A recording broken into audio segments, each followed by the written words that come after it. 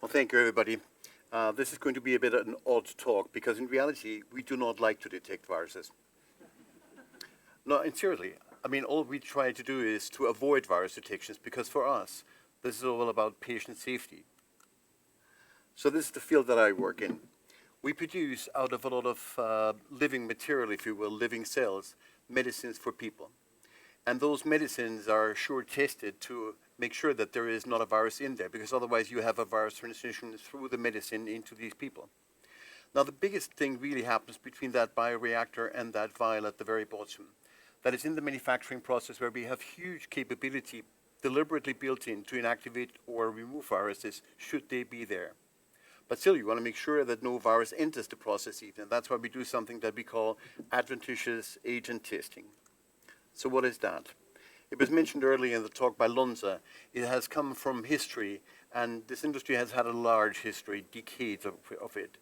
And over the time, we have therefore started to inject those harvests that we have from our fermenters into furry animals, as my colleague said, but also into embryonated eggs. And then we just look whether there is damage done to these, indicative of the presence of a virus. Alternatively, as you can see on the right side, we incubate those harvests with all different cells to look for cytopathic events that they might cause, hemagglutination or hemaabsorption even. But all of this evidence is very circumstantial. All of these assays have come from history. They are anecdotal in nature at best, and validation has never occurred. Because how do you validate for the detection of an unknown contaminant? Well, and that's why these assays are really quite imperfect, as we have seen. This is here a publication out of 2010 already, and where people were investigating with deep sequencing the first time available then, the attenuated viruses present in some vaccines. They also found, as you can see here in the red bar, that in a childhood vaccine that had gone into 10,000s of children, there was actually an adventitious virus present. There was a porcine circovirus, and just by sheer luck, that virus was not able to infect these children. Can you imagine what the anti-vaxxers would have done if we had infected 10,000s of children? So it's quite clear that NGS is able to do more than these, shall we call them, anecdotal assays. And over the 15 years since that really bad event, that is why regulations have started to shift at a glacial pace, I shall say, like regulations do. I mean, regulators tend to be very conservative, and that's why it's taken a long time. But there is now a very carefully phrased possibility to eventually use NGS instead of those in vivo assays, but maybe potentially longer term also instead of those in vitro assays. So there is another guidance that has come out more recently in the Pharmacopoeia Europe. The ICH, I should mention up there, is the International Conference for Harmonization. So this is supposedly a globally valid guidance. Very disappointingly, last week, the US FDA has published a new guidance on safeguarding allogeneic cell therapies. Now, I shall say that for cell therapies, there is no virus inactivation and removal, because if you do that to a cell, then it's not a therapeutic value anymore. So particularly for these advanced therapy medicinal products, you don't have that safeguard in the end. So the testing becomes all the more important. But in this guidance that the FDA just published in a draft version, they say, replacement of in vivo, well, maybe. In vitro replacement, talk to the agency first, which is another way of saying we're not ready for that yet. To be very clear, we have seen that these anecdotal assays have failed the industry, have put patients at risk, and at the same time, the regulatory landscape does still not allow us to detect these issues with NGS that was able to reveal these issues in the past. Very disappointing. So I think it's again on industry to collaborate with the people who understand this technology to educate the regulatory decision-making process. And that's exactly what we're trying to do now. And that's the two use cases that we do in collaboration with our colleagues here. The first one is about replacement of in vivo assays. We have done a review in the MIT Consortium on Adventitious Agent Contamination in Biomanufacturing.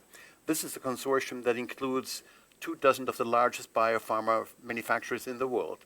And we have seen in that review that while we used some 80,000 plus animals for testing, there has been not a single event detected that would have not been detected by alternative assays that are cell-based. So really, there is no benefit of these assays at all. And now, in the interest of 3Rs, the replace, reduce, and refine animal models, I think it's a mandate for us to do that. And that's exactly what we're doing. So at Takeda, we have an allogeneic cell therapy, which I think is transformational for medicine. You might have heard about the CAR T cell therapies. One donor goes into one recipient. Well, that's a very cumbersome process. That's why these medicines cost like millions. Here we take an allogeneic cell bank and freeze it down so that it provides treatment for hundreds or even thousands of donors. Now again, there is no virus inactivation or removal. That's why the testing needs to be as good as possibly can. And that's why we have now had the first submission where we have replaced the in vivo testing by deep sequencing. It is under regulatory review right now, so we'll see. But we're willing to make that step. And the second case is, this is the adventitious virus testing cell-based. Again, we're told that you cannot complement you cannot replace, but maybe complement. Because if you have an issue, if you have what we call an other than negative result, then your 20,000 liter biofermenter might have been turned into the largest mass of viruses that exist on this planet. So it's a question, is it even safe for employees to still be on that site? The second thing, it is clearly going to put patients at risk in that it's going to wipe out supply, etc., etc. So I think in that circumstances, to have very quick answers, what is it and what can you possibly do to clean up the facility, for example, that's where we're looking to complement the adventitious virus testing by an NGS workstream. So we've come as far as to establish the wet lab procedure at GPS, that's Global Pathogen Safety, my team. For the bioinformatics analysis, we still depend on our colleagues at Oxford Nanopore. Longer term, the plan is, as you can see, to do it all in-house and do it very quickly. And that's, I think, one of the unique advantages that Oxford brings to the game as compared to some of the competitors. So this is a direct comparison that we have done experimentally. As you can see on the very left, in my lab, that's a biocontainment level 3 lab, we currently grow and cultivate around 60 different viruses and 50 different cell lines. So we have deliberately spiked virus into cell lines and taken a look, could Oxford or another platform detect it? And all the 3 events, as you can see, were detected just fine by both the platforms. The coverage maybe was a bit better by Illumina, maybe a bit deeper also, but that's maybe an experimental limitation by the device we're using.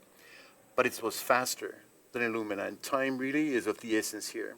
And that's why we do believe that actually the Oxford platform is the one we would like to go with in the future. The future?